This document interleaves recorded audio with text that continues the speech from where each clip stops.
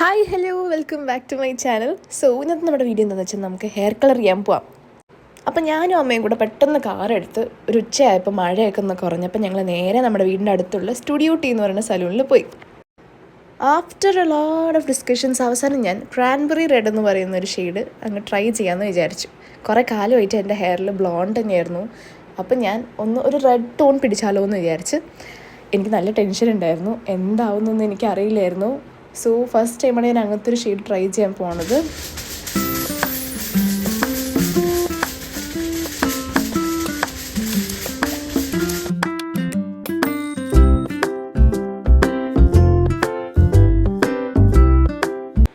അങ്ങനെ കളർ അടിച്ച് എൻ്റെ തല മൊത്തം ഫോയിൽ പേപ്പർ കൊണ്ട് കവർ ചെയ്ത് തിരിയാനും അറിയാനും പറ്റാത്ത അവസ്ഥയിലായിരുന്നു. ഒരു 20 മിനിറ്റ്സ് 30 മിനിറ്റ്സ് അങ്ങനെ വെയിറ്റ് ചെയ്തതിന് ശേഷം നമ്മൾ ചെക്ക് ചെയ്യാൻ തുടങ്ങി. എന്തായി, കളറൊക്കെയും പിടിച്ചോ എന്നറിയാൻ വേണ്ടി നമ്മളിങ്ങനെ ഓരോ ഫോയിൽ പേപ്പർ ഇങ്ങനെ അഴിച്ച് നോക്കുകയാണ്.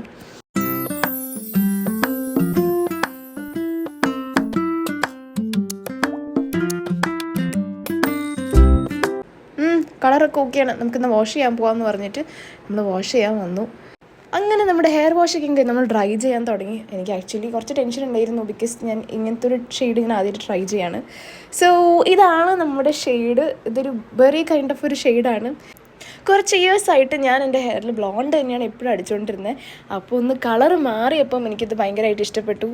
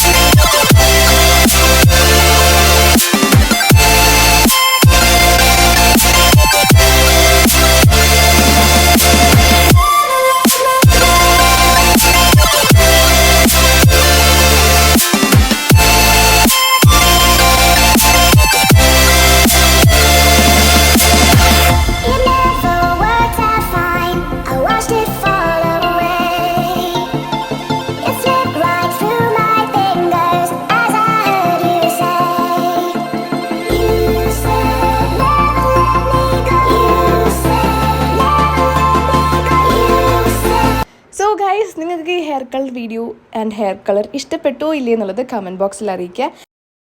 ഇത് നെക്സ്റ്റ് ഡേ മോർണിംഗ് ആണ്. ഞാൻ സൺലൈറ്റിൽ എങ്ങനെയാണ് ഹെയർ ഇരിക്കുക എന്നാണ് കാണിക്കുന്നത്. സോ എനിക്ക് ഭയങ്കരമായിട്ട് ഇഷ്ടപ്പെട്ടു. ഈ ഒരു കുട്ടി വീഡിയോ നിങ്ങൾക്ക് ഇഷ്ടമായെങ്കിൽ do like, share and subscribe. By.